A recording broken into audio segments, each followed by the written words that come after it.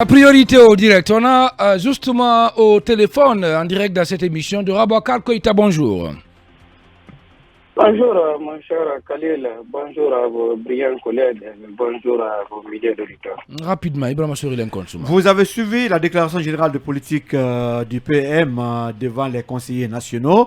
Vous êtes activiste de la société civile. Comment parvenir aujourd'hui à la stabilité sociale ou comment vous réagissez en tout cas à la politique liée à ce secteur? Merci beaucoup, mon cher Lincoln. Tout d'abord, il faut rappeler que le discours du Premier ministre, Dr Bernard Goumou, de par son contenu, il nous semble très pertinent par rapport aux missions et attentes des citoyens de cette transition. Et il faut d'abord se féliciter de cet exercice auquel le PM s'est apprêté hier. Et même si le contenu reste un catalogue de bonnes intentions, il reste évident qu'aujourd'hui, les citoyens guinéens ont besoin d'actes concrets.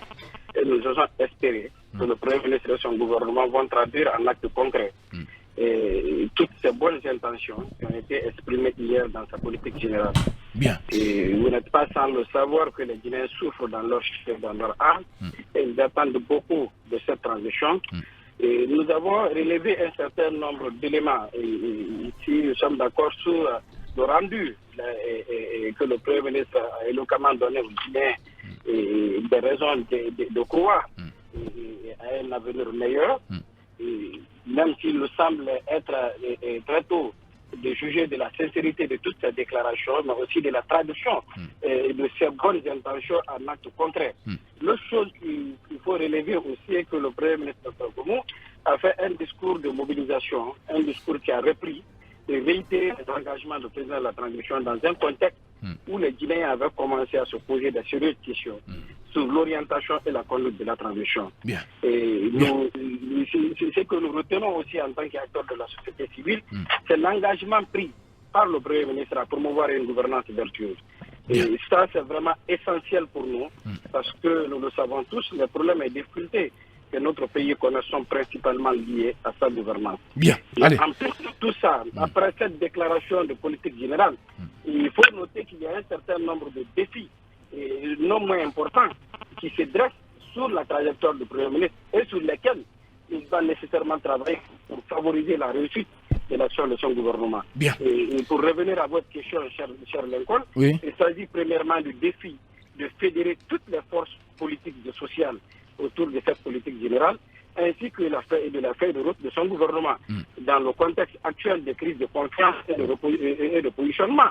À cela, il faut également ajouter les nombreuses attentes légitimes des Guinéens lambda. Bien. Ces attentes tournent principalement autour de l'amélioration du pouvoir d'achat des ménages, de la stabilité des prix, de la sécurité, de l'accès au logement, de l'amélioration des conditions d'assainissement, d'éducation, d'insertion, de formation professionnelle, d'entrepreneuriat et d'emploi pour les jeunes, tout ceci dans un état de droit. Je pense de façon globale, c'est ce que nous pouvons faire pour un premier temps en termes de lecture sur cette déclaration de politique générale qui a été faite hier par le Premier ministre, qui nous semble être très pertinente de par son contenu, mais que nous devons veiller en ce qui concerne maintenant sa concrétisation, sa traduction en actes concrets pour le bonheur de la population. Allez, merci beaucoup Dora Bouakar Koïta. Malheureusement, nous sommes très pris par le temps. Le temps n'est pas tout gal avec nous. Merci quand même d'avoir répondu, en tout cas, à nos questions. Merci, c'est un devoir. Merci à vous. Voilà, je rappelle que vous êtes le président de la jeunesse CEDEAO.